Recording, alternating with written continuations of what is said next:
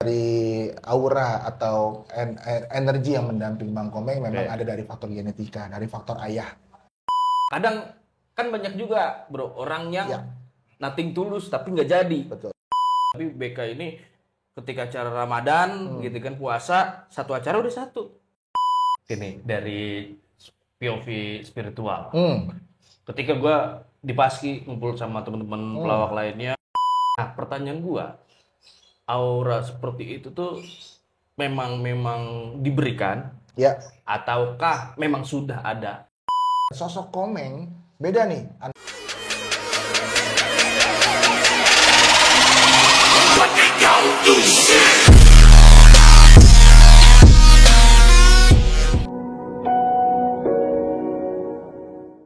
Nah balik lagi tuh soal spiritualnya BK, gimana tadi? Ya, jadi kalau misalkan kita bicara sosok pendamping dari Bang Komeng, nah ini harus serius nih, biar seperti orang-orang tayangan-tayangan biar terlihat. Jadi sosoknya beliau ini yang pendamping ini sepertinya kayaknya kalau misalkan kita ilustrasikan mirip kayak Bopak Castello kayaknya. Wah, gue mau ngomong buruk, takutnya gimana gitu kan. Enggak, enggak. Gue mau ngomong bagus, juga takutnya fitnah. Ini serba salah. Enggak. Jadi kalau misalkan kita ngomong serius, memang sosok dari aura atau energi yang mendamping Bang Komeng memang Oke. ada dari faktor genetika, dari faktor ayah. Tapi bukan Bokapnya Bang BK. Komeng, ya. Oke. Jadi dari faktor itulah ada doa ya. Kalau saya sih kalau kalau misalkan gue pribadi nih, itu melihatnya adalah sebuah doa, bukan sebuah bentuk makhluk apa segala macam. Tapi ada sebuah doa yang mengalir kepada Bang Komeng. Nah, kalau misalkan kita ibaratkan Bang Komeng ini kemarin itu banyak orang yang bingung, pada saat bingung dia jadi menang. Mm-mm. Orang kan bingung nih dengan pilih capres segala apa, pilih DPRD segala macam, ngelihat foto kayak begitu tiba-tiba ya udah tusuk aja deh. Jadi bingung untuk menang. Ada ini nggak dari spiritual itu faktor nothing tulusnya seseorang? Ada juga orang yang sangat mengharapkan, terlalu ambisius Yes. sehingga tidak jadi. Sementara mungkin ya BK ini, Bang Komeng ini nothing tulus. Dia punya cita-cita, punya impian, visi misi yang baik, tapi dia nothing tulus. Ya gua Ya, kalau kepilih gua akan jalankan ini. Kalau sampai gua nggak kepilih pun kan memang sebelum gua nyalonin gua udah berjuang buat ya, seniman-seniman. ya, Apa ada faktor nothing tulus itu sehingga muncul tuh aura ya. positif dia entah itu di foto pemilihan atau apa gitu, Pak. Ini yang gue menarik ya. Gue pernah baca buku tentang Quantum Ikhlas. Pada saat seseorang yang sudah ikhlas, dia menyerahkan totalitas yang tadi ente ngomong tuh. Ya udah deh, gue sih bodo amat mau pilih nggak kepilih, yang penting terserah. Nah ternyata pada saat dia sudah tidak mengharapkan sesuatu, Oke. pada saat dia sudah zero point, Oke. terjadi sesuatu, miracle terjadi. Berarti dari alam itu sendiri ya. Alam. Ini Nah, alam. itu maksud gue gini. Sering orang ngalamin itu atau memang berapa banding berapa? Kadang kan banyak juga, Bro, orang yang Ya, nothing tulus tapi nggak jadi. betul. Malah yang jadi yang terlalu ambisius. Begitu juga sebaliknya. Ya. Orang terlalu ambisius nggak jadi, orang nothing. Nah, ini perbandingannya secara perspektif lo atau spiritual lo seperti apa tuh? Ada orang yang seperti Gini dong. Kalau gini oh kan ya, sorry. dari tengah. Dari tengah ya. Jadi Iya. harusnya gimana gini ya? Ya gini atahiyat. Jadi ada orang yang ntar kalau gini 01. Kan udah lewat. Oh, udah lewat. Udah lewat. Iya, bener Begini ya. lah. Ya begini ya. Oke. Begini. Ada orang yang kayak nembak 12 pas penalti, ya kan? Oke. Ada juga orang yang memang harus continue, latihannya harus berlatihan terus-terus. Misalkan kayak kemarin seorang yang sudah gagal ngulang lagi, nggak pernah kapok. Ya. Itu juga tidak bisa dibilang juga sebagai ambisius. Oke. Karena ternyata dia berhasil dari keluar dari itu. Tapi juga ada orang yang seperti baru sekali ibarat pasang jadi. Nah, faktor laki atau faktor hoki dari Komeng ini Fortune, yang ya? tinggi. Faktor hoki, Oke. laki. Jadi ini tidak bisa dibuat kalau orang Jawa bilang wong bejo. Orang bejo. Ya, istilahnya ini tidak bisa dibuat-buat. Memang auranya seperti itu. Ya, oke. Ada yang orang gagal coba lagi Ya. sehingga berhasil. Itu buat orang-orang yang punya cita-cita. Kalau perspektifnya di jalur yang itu. Ya. Tapi ada juga nih Orang yang gagal coba lagi. Justru perspektifnya adalah keledai lubang yang sama. Iya. Nah itu gimana cara nanggepinnya? Misalnya itu dia Pak, orang udah gagal nyoba lagi. Wah kayak keledai lo jatuh di lubang yang sama. Itu kalau perspektifnya A. Perspektif B, nyoba lagi gagal, nyoba lagi gagal, berhasil. Bagus. Nah itu sebenarnya kita harus ada di posisi yang mana? Tipis sih antara di zona A atau di zona B. Kita mau terus istiqomah atau kita mau berpindah arah merubah arah haluan. Coba kalau misalkan kita merubah arah haluan itu kadang-kadang butuh waktu, butuh upgrade lagi segala macam. Kebanyakan orang akan terus mengistiqomahkan. Makanya kalau misalkan dalam Islam kan kontinuitas ini istiqomah lebih hebat daripada 1000 karomah. Bang Komeng, dia tahu, kayak misalkan contoh, Bang Komeng punya acara legend, spontan. Kalau misalkan dia memang serakah, dia memang bikin lagi acara yang sama dengan spontan, dengan cara jail-jailan. Entah nggak dibuat sama dia kan?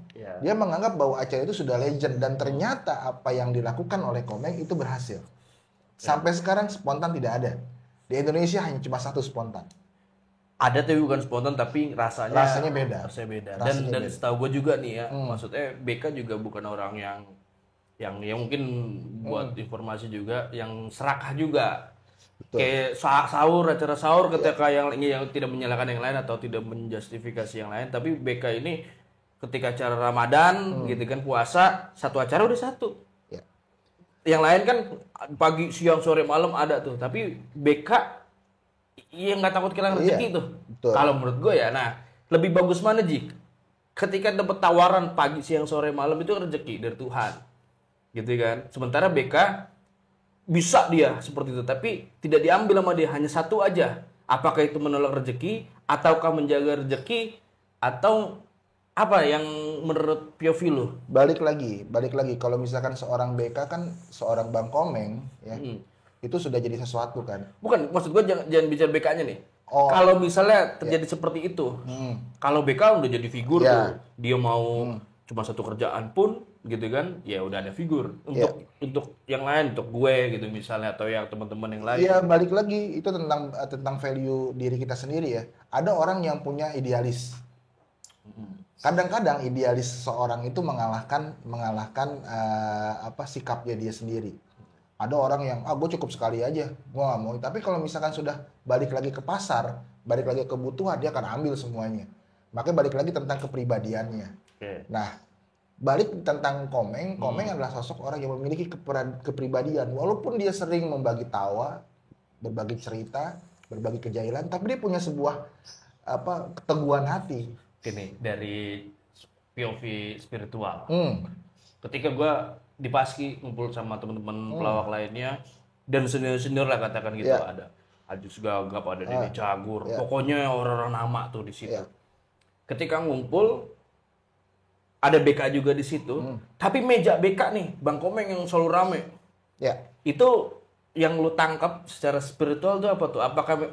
Apakah yang ibaratnya yang nggak bisa kita lihat secara kasat mata aja? Gini, ada aura yang memang menarik. Ada aura yang menarik, ada aura yang menyedot orang lain. Contoh misalkan lu pernah nggak kejadian kalau misalkan datang ke suatu warung, tiba-tiba warungnya sepi nih. Pada saat lu datang tiba-tiba rame. Nah, berarti lu memiliki sebuah aura yang menarik. Namanya apa kalau secara ini? Banyak sih hal-hal namanya itu ya. Kayak misalkan ada mahabbah segala macam, karisma. Ini daya tarik magnet ini yang sangat luar biasa yang dimiliki orang yang ini menjadi gift. Nah, pertanyaan gua, aura seperti itu tuh memang diberikan, ataukah memang sudah ada, atau kita yang kelola dari nggak ada jadi ada gitu maksudnya? Banyak. Itu gimana? Jadi ada dua nih. Ada yang misalkan dia punya tapi tidak diasah. Dia punya nih tapi nggak diasah. Bakat dia punya tapi gue bodo amat ya, gue nggak mau. Tapi ada yang nggak punya tapi dia berusaha untuk punya. Dia berusaha terus melatih dirinya dan akhirnya dapat juga. Kalau basicnya apa? Itu dulu. Apa? Basicnya apa? Kalau yang kita nggak ada terus kita olah biar jadi ada, basicnya apa? Biar kita bisa kayak gitu. Nah, biasanya kan misalkan dia seorang pelawak nih. Dia menggali, belajar ke sana, ke sini, terus bagaimana caranya dia belajar mengupgrade dirinya. Tapi ada orang yang nggak perlu mengupgrade dirinya. Dia sudah plek laku. Kayak Bang Komeng kan kenapa dia bisa seperti itu, sedangkan sosoknya Bang Komeng sendiri dari nama seorang Alfiansah, Komeng ini kan sebuah figur orang lain nih kan, Betul. sosok orang lain.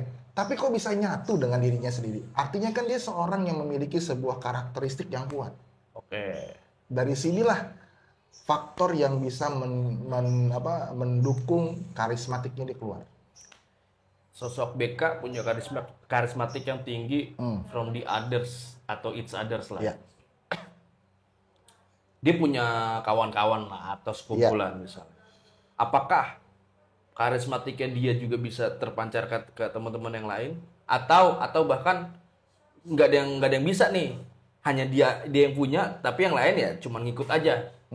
Itu menurut POV lo gimana? Dia bisa membagi itu. Pada saat dia ngisengin orang, sebenarnya orang itu juga akan terimbas dengan bias cahaya bias aura dari si BK, dari Komeng. Contoh misalkan ada orang yang dijalin sama Komeng, misalkan si Rudy Sipit nih dijalin sama Komeng. Tanpa disadari, itu akan mengangkat si Rudy Sipit itu sendiri. Terinfluence. Oke. Bahkan jadi orang-orang yang pengen memiliki sebuah aura yang baik, sebenarnya bisa jadi dengan ngumpul dengan aura-aura yang baik juga. Makanya kan kalau misalkan kita balik ke ranah agama, kalau kita pengen soleh, kumpulan dengan orang-orang yang soleh. Ya, betul. Tergantung circle kita. Oke. Balik ke pencalekannya BK. Dia menang telak tuh, luar biasa. Kok bisa? Seorang Jihan Fahira kan ada di situ juga dia. Padahal Kalah cantik tuh. Padahal cantik yang tadi lu sempet singgung juga tuh, siapa namanya yang di daerah Jawa mana? Jawa Timur. Jihan Fahira cantik. Intelektualitasnya mungkin ada, walaupun gua belum tahu sisi retorika dia ya berbicara. Tapi secara nggak langsung aura dari suaminya kan masuk tuh. Primus kan udah legislatif duluan kan sebelumnya kan. Kok bisa kalah? Seharusnya kan Jihan Fahira ini semasa si suaminya ini memimpin atau jadi dewan kan punya masa juga, Ji. Punya aura juga, punya karisma juga. Kok bisa jauh timplang gitu? Satu sisi Bang Komeng sampai sekarang masih aktif di beberapa acara podcast segala macam di YouTube. Sedangkan Jihan Fahira sudah jarang.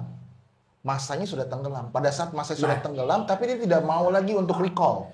Itu tuh maksud gua. Tidak mau recall. Nah, makanya kan jarang recall kan. Kalau Komeng kan sering merecall. Sering dia udah tampil dan sosok Komeng beda nih antara seorang yang biasa membuat orang mendayu-dayu dengan orang yang membuat tertawa. Karena tertawa dengan sedih ini emosi, sama-sama emosi. Tapi betul. Satu, tertawa ini dia mengeluarkan 3 zat.